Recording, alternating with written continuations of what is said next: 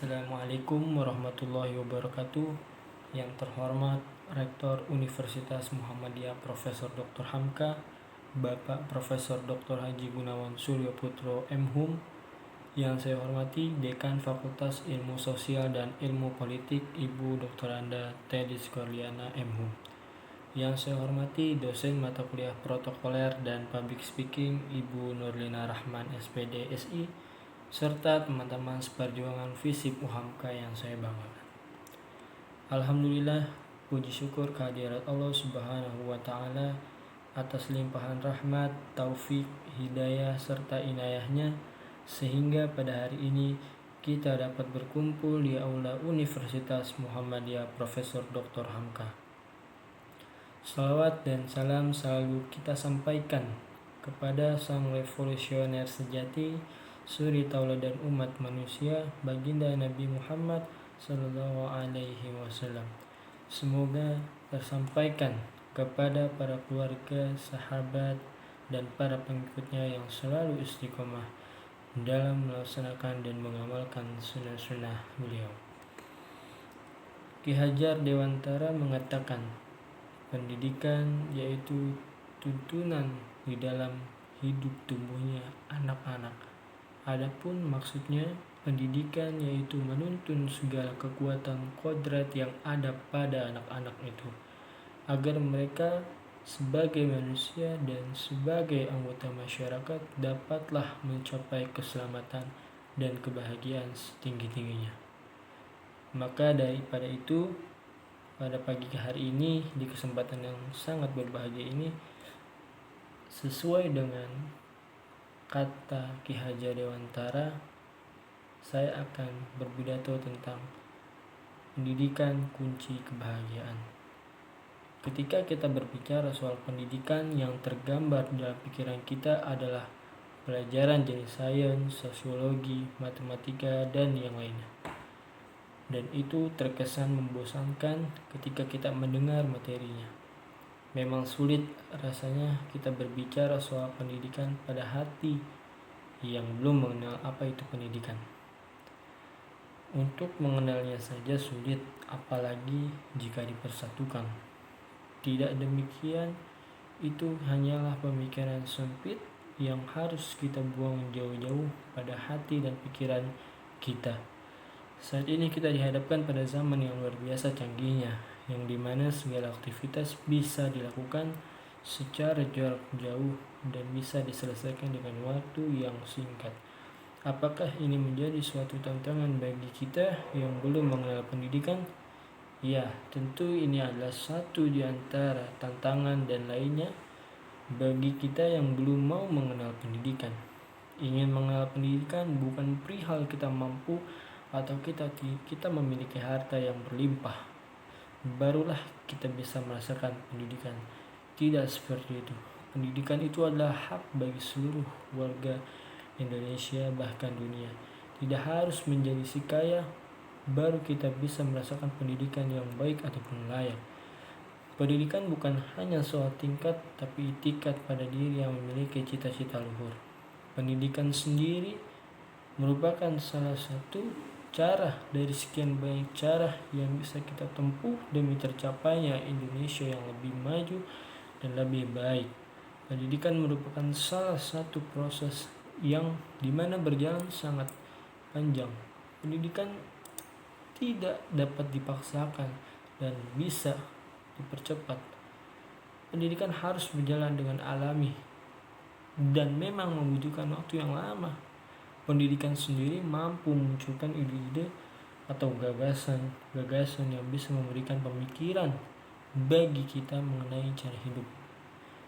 Bagaimana dengan pendidikan kita bisa memikirkan sesuatu yang sebelumnya sama sekali tidak terlintas dalam benak pikiran kita. Dalam hal fisik sendiri, bangsa Indonesia merupakan sebuah bangsa yang merdeka dan bebas dari penjajahan. Namun, tahukah teman-teman semua bahwa bangsa kita ini masih terjajah dalam segi pendidikan? Tingkat kebodohan dan putus sekolah yang masih tinggi di Indonesia seakan-akan menunjukkan bahwa kita memang belum serius membina pendidikan di negeri ini. Berpendidikan bukanlah sesuatu yang dijadikan beban bagi kehidupan kita. Pendidikan sejak dulu dijadikan sebagai kebutuhan primer bagi manusia. Dalam hal ini, pendidikan bagaikan menanam benih di masa kini untuk dituai di masa depan. Pendidikan sebagai salah satu bentuk investasi yang menentukan masa depan bangsa di masa mendatang sudah selayaknya direncanakan sebaik-baiknya untuk hasil yang berkualitas. Kita sebagai peserta didik diharapkan mampu bertahan dengan baik serta mengembangkan potensi yang ada di dalam diri. Pendidikan bermutu sebagai hasil upaya tersebut akan menjadi modal menuju sumber daya manusia yang berkualitas dan berdaya saing. Suatu ketika saya melihat ada anak yang berjualan air mineral di lampu merah pada pagi hari di hari Senin, dan dimana jam anak seharusnya melakukan aktivitas belajar di sekolah. Bahkan ada yang sampai larut malam seorang anak sudah ngamen dari warung ke warung di pinggir jalan. Lantas apa yang menjadi persoalan bagi mereka sehingga mereka tidak bisa merasakan pendidikan yang sesuai dengan tujuan bangsa ini? Bangsa kita menyebutkan mencerdaskan kehidupan bangsa. Apakah ini salah satu mereka sebagai anak yang belum merasakan pendidikan? Bukan. Ini bukanlah salah mereka yang tidak bisa merasakan pendidikan, tapi ini adalah soal kesadaran bagi kita. Ya, kita sebagai calon penerus bangsa, calon pemimpin bangsa, kita tidak turun secara andil demi mewujudkan impian bangsa Indonesia tercinta. Maka darinya kita harus turut mengejawantahkan cerita luhur para pendiri bangsa ini, salah satunya permasalahan pendidikan. Pendidikan juga harus dilengkapi dengan pelajaran sopan santun atau pembentukan karakter dalam masyarakat. Jadi dengan pendidikan jangan hanya menjadikan peserta didik pintar, namun juga bisa membuat peserta didik menjadi sopan santun terhadap agama, hormat terhadap guru, dan mengasihi kepada orang tua. Pendidikan di Indonesia memang harus dirombak. Kita membutuhkan pendidikan karakter. Pendidikan bukan perihal kita mampu atau kita memiliki harta yang berlimpah baru kita bisa merasakan pendidikan. Berpendidikan bukanlah sesuatu yang dijadikan beban bagi kehidupan, namun pendidikan sejak dulu sudah dijadikan sebagai kebutuhan primer bagi manusia. Kunci kebahagiaan dalam pendidikan dapat diartikan sebagai keberhasilan dari sebuah ilmu yang kita cari dan kita amalkan dalam kehidupan sehari-hari. Maka dengan sendirinya kebahagiaan itu akan mengubah pola pikir kita menjadi lebih matang. Itu semua faktor dari keberhasilan pendidikan yang pernah kita dapatkan. Lalu di mana kunci kebahagiaan dalam pendidikan? Banyak hal yang kita rasakan ketika pahitnya pendidikan itu tidak bisa kita dapatkan atau dirasakan. Bisa jadi kita tidak mengenal dan belajar matematika, mungkin saat kita belanja ke pasar bisa tertipu. Kita punya uang 100.000 dan hanya belanja 20.000 karena kita bisa menghitung. Kita hanya diberi kembalian 50.000 padahal kita belanja hanya 80.000. Sehingga perbuatan seperti itu akan merugikan bagi yang berbohong dan kita yang dibohongi karena sudah tertipu. Pendidikan itu bisa menjadi sebuah kunci kebahagiaan dalam kehidupan kita sehari-hari. Misalnya saat kita bersosialisasi dengan masyarakat, kita bisa bertukar pikiran yang sehat. Ketika kita memiliki perasaan di dalam keluarga, bisa kita selesaikan dengan mencari solusi yang tepat. Setiap tanggal 2 Mei diperingati sebagai Hari Pendidikan Nasional. Tanggal tersebut merupakan kelahiran dari tokoh nasional Ki Haji Hajar Dewantara, pahlawan yang berjasa besar dalam dunia pendidikan di Indonesia. Setiap 2 Mei bukan hanya peringatan semata, tapi sebagai bentuk evaluasi bagi masyarakat, terutama pemerintah, bagaimana kita harus meningkatkan kesadaran diri sendiri untuk terus mewujudkan mimpi bangsa ini melalui pendidikan. Angka partisipasi pendidikan oleh anak usia di sekolah di Indonesia disebut meningkat tiap tahunnya. Di sisi lain, total jumlah anak putus sekolah juga di 34 provinsi ini masih berada di kisaran 4,5 juta anak.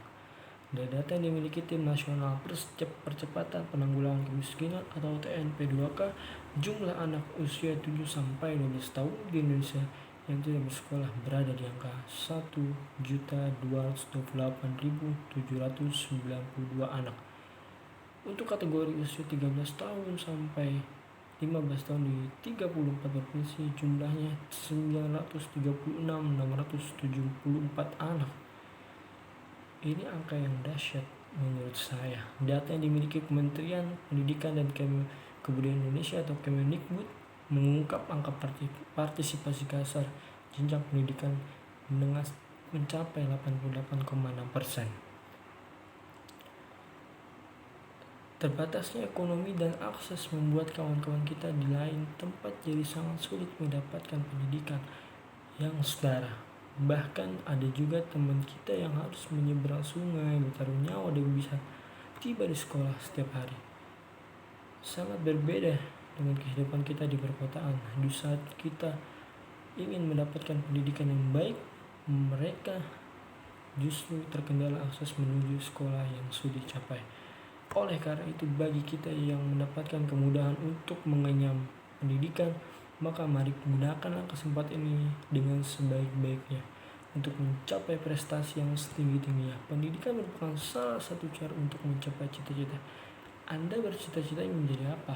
Dokter, insinyur, diplomat, presiden, semuanya tidak akan tercapai tanpa pendidikan yang memadai. Pendidikan juga menjadi jalan termudah untuk memutus mata rantai kemiskinan, karena kemiskinan erat kaitannya dengan kebodohan. Pendidikan yang cukup membuat orang lebih terdidik, lebih mudah mendapat informasi, dan lebih pintar. Hal ini membuat orang berpendidikan mendapat kesempatan lebih luas untuk mendapatkan posisi karir yang lebih tinggi dan kesempatan kerja yang lebih luas, sehingga kebahagiaan dan kesejahteraan juga lebih baik daripada orang yang tidak berpendidikan. Mengingat pentingnya pendidikan bagi kehidupan berbangsa dan bernegara maupun berkehidupan pribadi, maka mari siapkan diri untuk meraih pendidikan setinggi mungkin agar tercapai cita-cita yang kita impikan. Demikian apa yang bisa saya sampaikan pada pagi hari ini. Semoga memberikan manfaat bagi kita semua. Nun wal qalami wa ma yasturun, billahi fisabilil haq, fastabiqul khairat. Wassalamualaikum warahmatullahi wabarakatuh.